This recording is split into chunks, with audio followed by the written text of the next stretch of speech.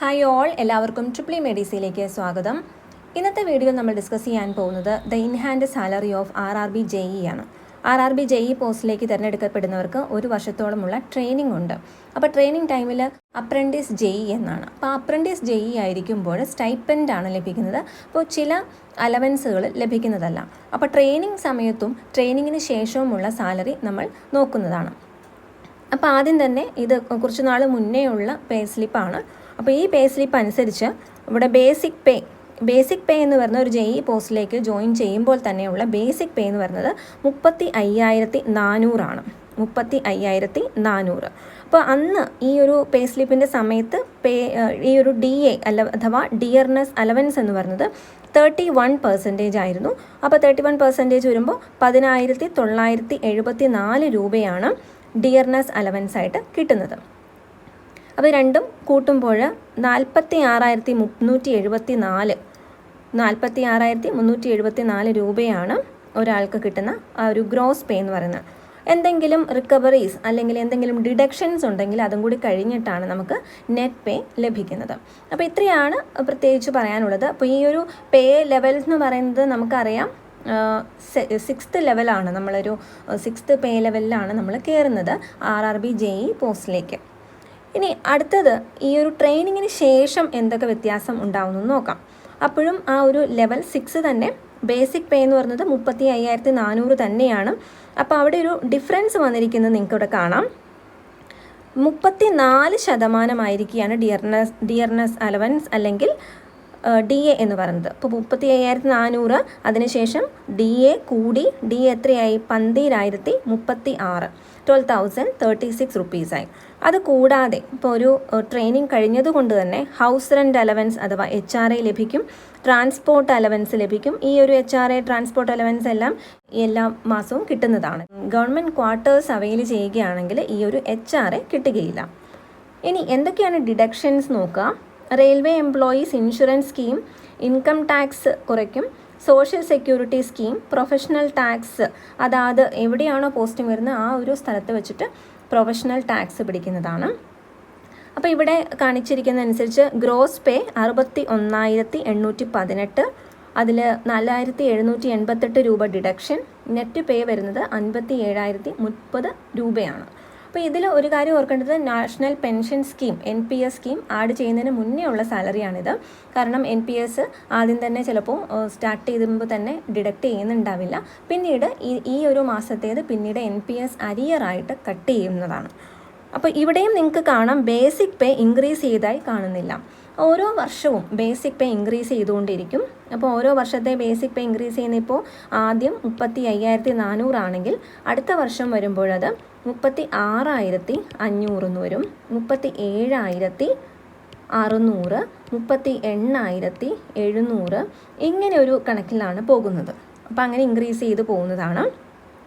അപ്പോൾ അങ്ങനെ കുറച്ച് സമയത്തിന് ശേഷമുള്ള അല്ലെങ്കിൽ ഏറ്റവും ലേറ്റസ്റ്റ് ആയിട്ടുള്ള ഒരു സാലറി സ്ലിപ്പാണിത്. അപ്പോൾ ഇതിൽ നിങ്ങൾക്ക് കാണാം ബേസിക് പേ എന്ന് പറഞ്ഞാൽ 38,700 എത്തിയിട്ടുണ്ട്. അപ്പോൾ ഇവിടെ നമ്മൾ നെറ്റ് പേ ഒക്കെ പറഞ്ഞു.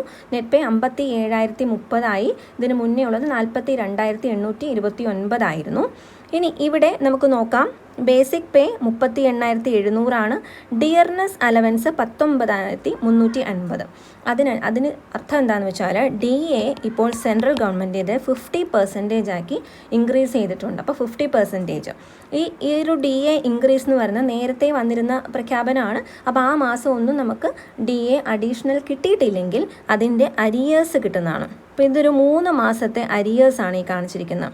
1,548 രൂപ ഓരോ മാസവും കൂടുതലുണ്ടായിരുന്നു. അത് ആഡ് ചെയ്ത് വരുന്നു. ഇനി house rent allowance, transport allowance, arrears ഈ ഹൗസ് റെൻ്റ് അലവൻസ് അത് transport allowance arrears of transport allowance അതും 3 തവണ വീതം നമുക്ക് ലഭിക്കുന്നതാണ്. ഇനി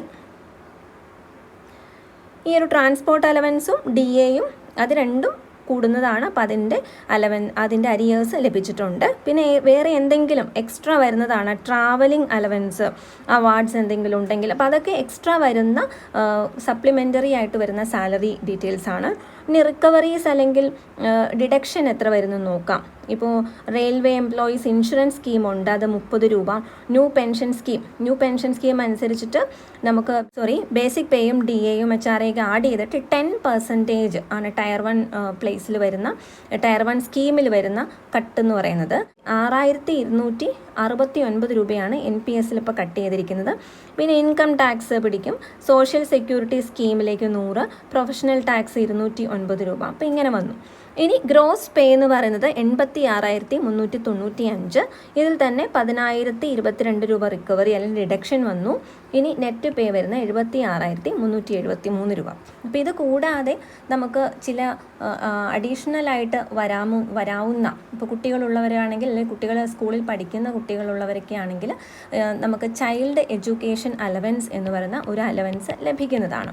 അപ്പോൾ അത് എന്ന് പറയുന്നത് ഒരു കുട്ടിക്ക് ഇപ്പോൾ ഒരു 2 കുട്ടികളുണ്ടെങ്കിൽ 2 കുട്ടികൾക്കും ഓരോ ലഭിക്കുന്നതാണ്. അപ്പോൾ ഒരു കുട്ടിക്ക് 27,000 രൂപയാണ് ചൈൽഡ് എഡ്യൂക്കേഷൻ അലവൻസ് ആയിട്ട് ലഭിച്ചുകൊണ്ടിരുന്നത്. ഇപ്പോൾ അത് ഇൻക്രീസ് ആയിട്ടുണ്ട്. ഇപ്പോൾ അത് 33,000 രൂപയായിട്ട് ഇൻക്രീസ് ആയിട്ടുണ്ട്. അതിൻ്റെ ഓർഡർ വന്നു എന്ന് കേട്ടു. അപ്പോൾ 27,000 രൂപ. അപ്പോൾ 2 കുട്ടികളാണെങ്കിൽ 27,000 × 2, അങ്ങനെ മാക്സിമം 2 കുട്ടികൾക്കാണ് ഈ ഒരു ചൈൽഡ് എഡ്യൂക്കേഷൻ അലവൻസ് കിട്ടുക.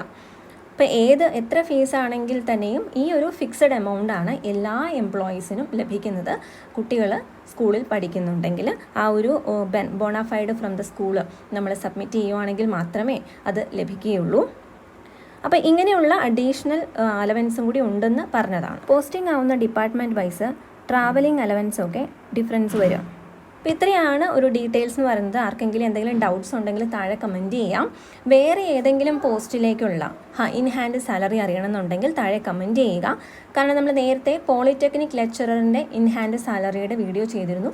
അത് കണ്ടിട്ടില്ലാത്തവരാണെങ്കിൽ അതും കണ്ടു നോക്കാവുന്നതാണ്. Thank you so much for watching. ഈ വീഡിയോ മറ്റുള്ളവരിലേക്കും ഷെയർ ചെയ്ത് കൊടുക്കുക. Thank you.